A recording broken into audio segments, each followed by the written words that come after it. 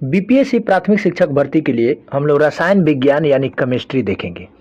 वही टॉपिक हम लोग देखेंगे जहाँ से क्वेश्चन बनते हैं। ठीक है, फालतू के क्वेश्चन देखना समय की निष्ठुर बर्बादी है, ध्यान रखेंगे। आगे बढ़ते हैं।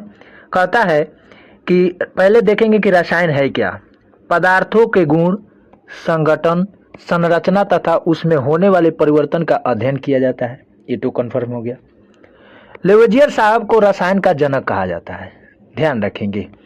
उसके बाद हम लोग पढ़ेंगे ठोस यानी सॉलिड। ये क्या है भाई?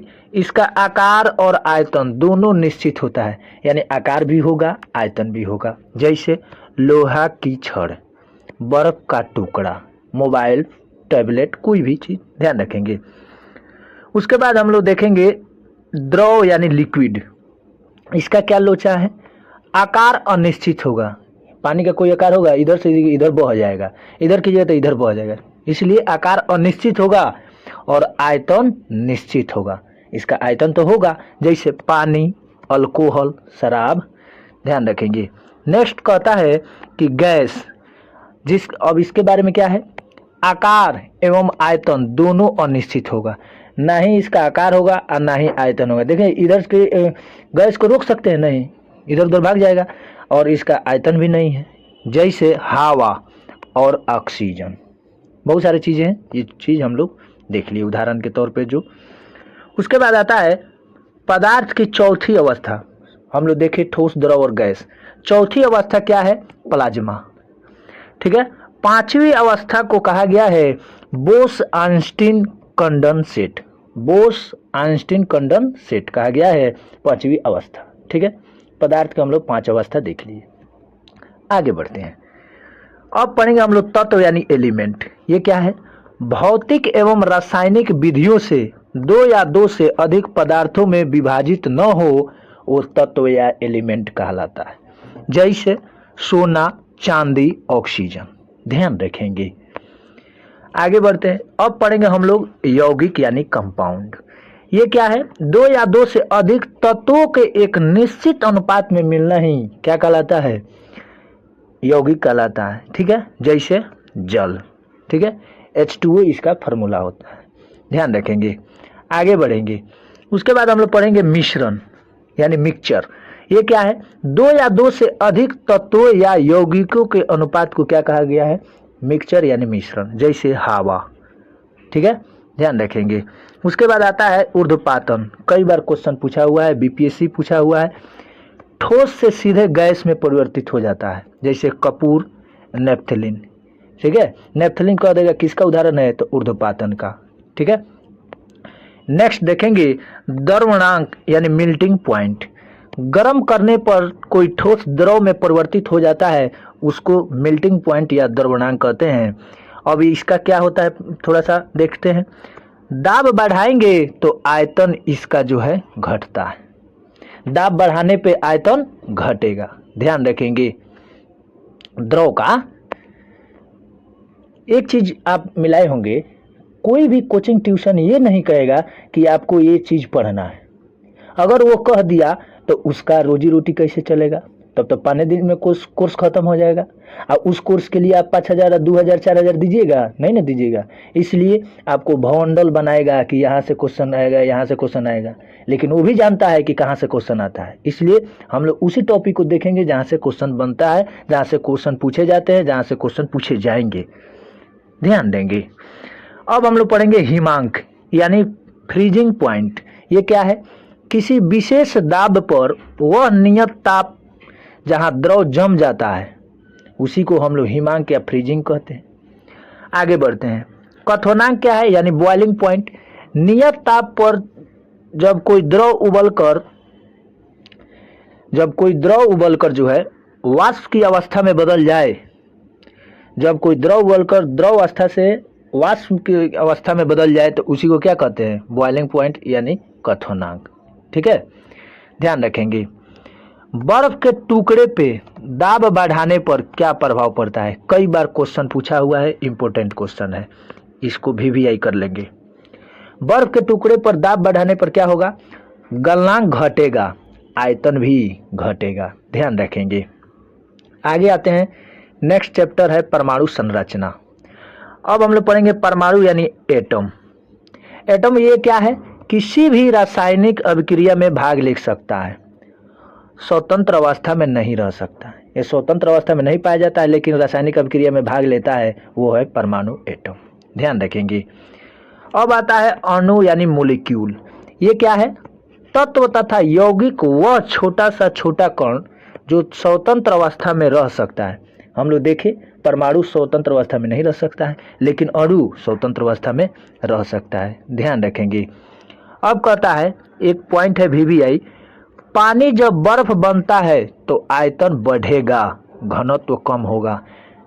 ठीक है, देखन में छोटा लगे घाव करे गंभीर।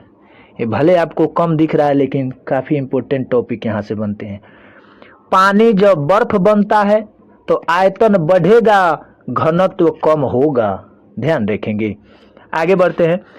आधुनिक परमाणु सिद्धांत का जनक जॉन डाल्टन। आधुनिक परमाणु सिद्धांत का जनक किसे माना गया है? जॉन डाल्टन साहब को माना गया है। ध्यान रखेंगे। आगे है अवगाड्रो संख्या।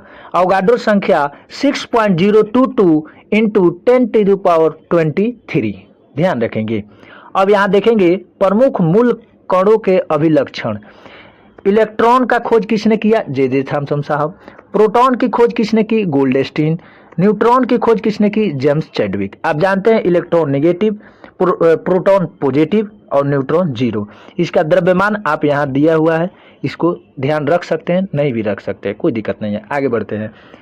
नेक्स्ट कहता है कि परमाणु त्रिज्या।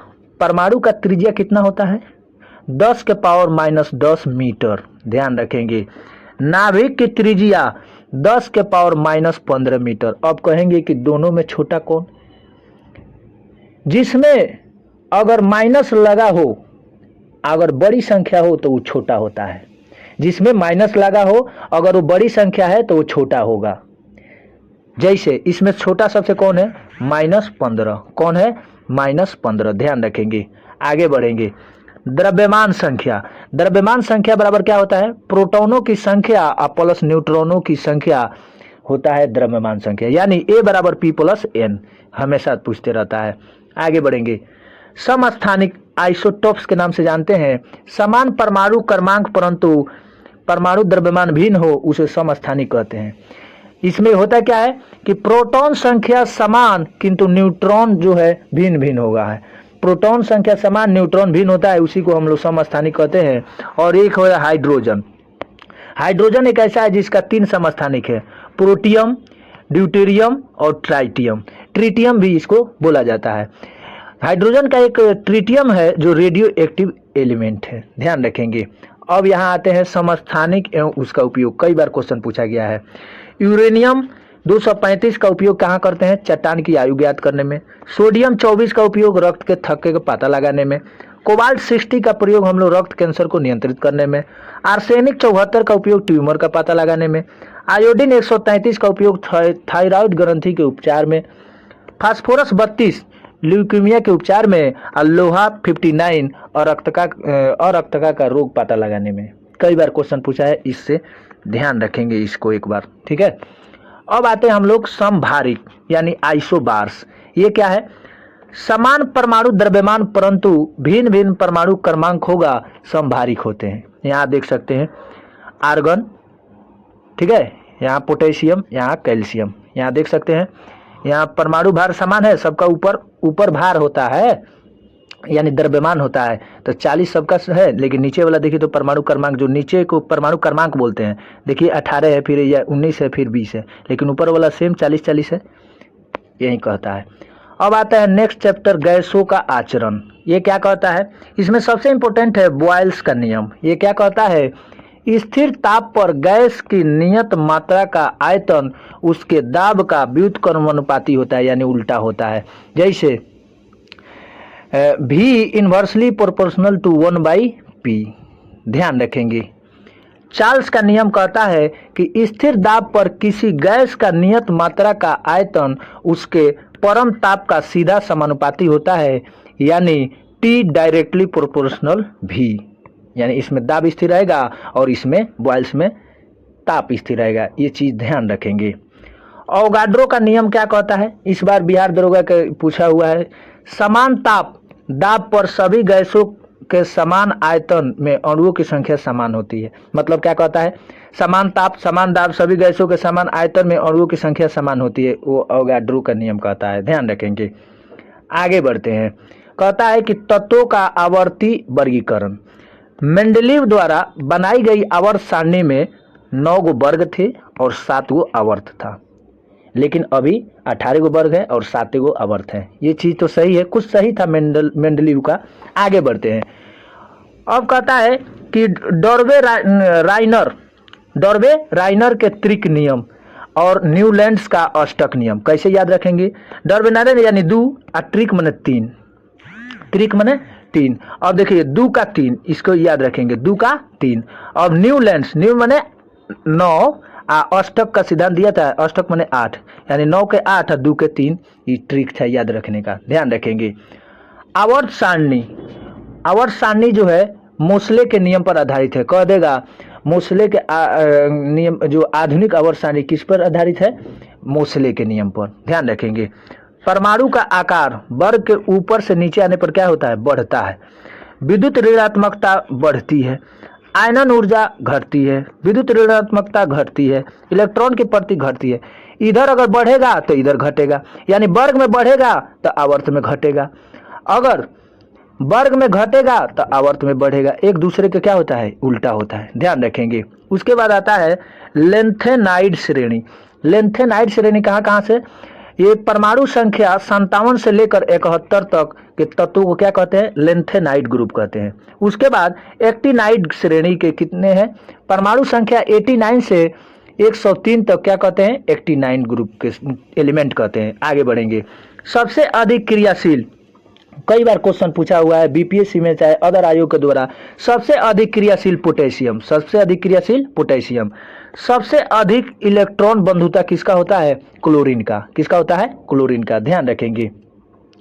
सबसे अधिक सक्रियता कह देगा तो फ्लोरीन, सबसे अधिक ऋणात्मकता कह देगा तो फ्लोरीन, सबसे अधिक ऑक्सीडाइजिंग कह देगा तो फ्लोरीन, तीनों होगा। उसके बाद देखेंगे इलेक्ट्रॉन का त्याग ऑक्सीकरण कहलाता है, इलेक्ट्रॉन का ग्रहण अवकरण कहलाता है, यानी ऑक्सीडाइजेशन। और ये हो गया। उसके बाद ये आगे आते हैं, उदासीनीकरण अभिक्रिया क्या होगा, HCl प्लस NaOH मिलके क्या बनाएगा, NaCl प्लस H2O। इस तरीके के अभिक्रिया उदासीकरण अभिक्रिया कहलाता है। संयोजन अभिक्रिया ए प्लस बी मिलके AB बनाएगा तो उसको संयोजन अभिक्रिया कहते हैं। कई बार उदाहरण पूछते रहता है, इसलिए हमने दे रखा है। विस्थापन अभिक्रिया, विस्थापन अभिक्रिया में क्या होता है, A प्लस बी और ये C है तो इसको क्या करेगा, AC या प्लस बी बनाएगा, ऐसे को विस्थापन अभिक्रिया कहते हैं। एग्जाम्पल दे देता है। अपघटन अभिक्रिया, इसमें क्या होता है, AB मिलके A प्लस बी बनाता है, AB मिलके A प्लस बी बनाता है। और इधर हम लोग देखे कि संयोजन अभिक्रिया में AB मिलके A प्लस बी मिलके AB बनाता है। आगे बढ़ते हैं। अम्ल, भस्म एवं लवण। अम्ल क्या है जी, वैसा यौगिक जो जल में घुलकर H प्लस आयन देते हैं वो अम्ल कहलाते हैं। कुछ प्राकृतिक अम्ल हैं, क्या है, सिरका एसिटिक अम्ल, संतरा नींबू सिट्रिक अम्ल, इमली अंगूर जो टार्टरिक अम्ल, टमाटर में ऑक्जेलिक एसिड, दही खट्टा दूध यानी लैक्टिक अम्ल, चींटी का डंक मेथोनोइक अम्ल, इस फॉर्मिक अम्ल भी कहीं कहीं दे देता है। अम्लों की प्रबलता घटते क्रम में सबसे ज्यादा होगा HCl का, हाइड्रोक्लोरिक अम्ल का, फिर HNO3, फिर H2SO4, फिर CHCOOH, ठीक है। अम्लराज यानी एक्वारेजिया, ये होता है 3 हाइड्रोक्लोरिक अम्ल और 1 नाइट्रिक अम्ल मिलके क्या बनाता है, अम्लराज यानी एक्वारेजिया, ध्यान रखेंगे। हाइड्रोक्लोरिक अम्ल जो है म्यूटेरिक एसिड, ठीक है। हाइड्रोक्लोरिक अम्ल को हम लोग क्या कहते हैं, म्यूटेरिक एसिड कहते हैं, ध्यान रखेंगे। सल्फ्यूरिक अम्ल को हम लोग ऑयल ऑफ विट्रियोल कहते हैं। सल्फ्यूरिक अम्ल को क्या कहते हैं, ऑयल ऑफ विट्रियोल कहते हैं। आगे बढ़ते हैं। कांच पर निकासी हाइड्रोफ्लोरिक अम्ल से किया जाता है, यानी HF से किया जाता है। कई बार बिहार दरोगा के मेंस में पूछा हुआ है, ध्यान रखेंगे। कैल्शियम हाइड्रो ऑक्साइड यानी CaOH का होल ट्वाइस, ये बुझा हुआ चूना है। क्या है? बुझा हुआ चूना। इसका उपयोग घरों में चूना पोतने, ब्लीचिंग पाउडर बनाने में किया जाता है।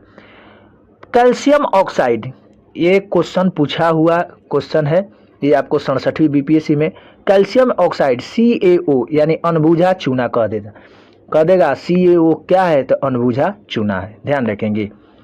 कास्टिक सोडा या सोडियम हाइड्रोक्साइड NaOH, इसका उपयोग साबुन में, कपड़ा एवं कागज के निर्माण में किया जाता है, ध्यान रखेंगे।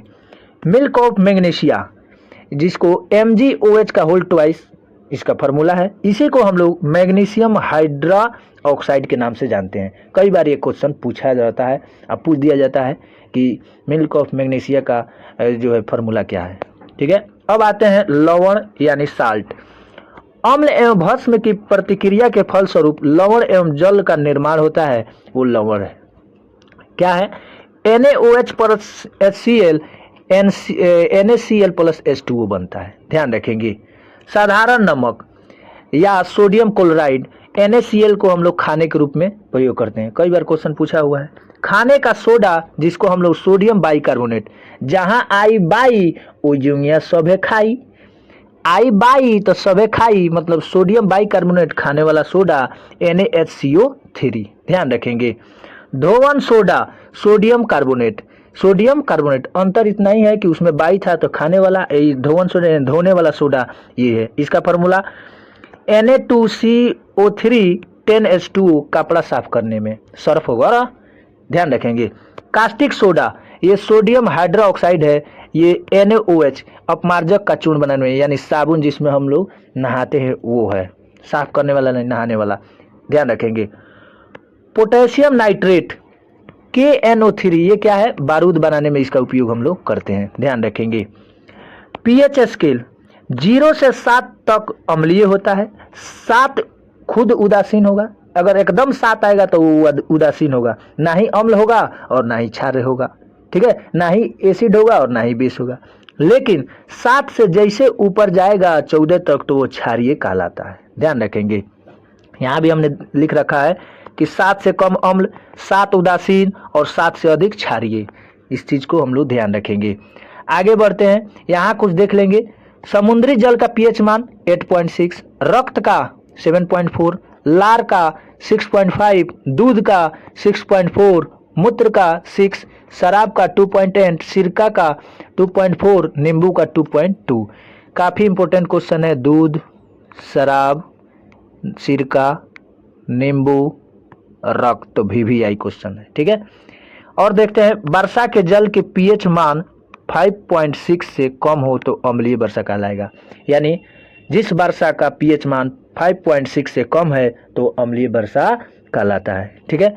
बाकी आप देख रहे थे, ये पार्ट 1 था, पार्ट 2 जल्द ही आएगा, ठीक है। हमने उसी चीज़ पर फोकस किया जो एग्जाम में क्वेश्चन बनते हैं वहाँ से, ठीक है। बाकी के लिए भाई को सपोर्ट करिए, चैनल को सब्सक्राइब करिए, लाइक करिए। Thank you for watching this video.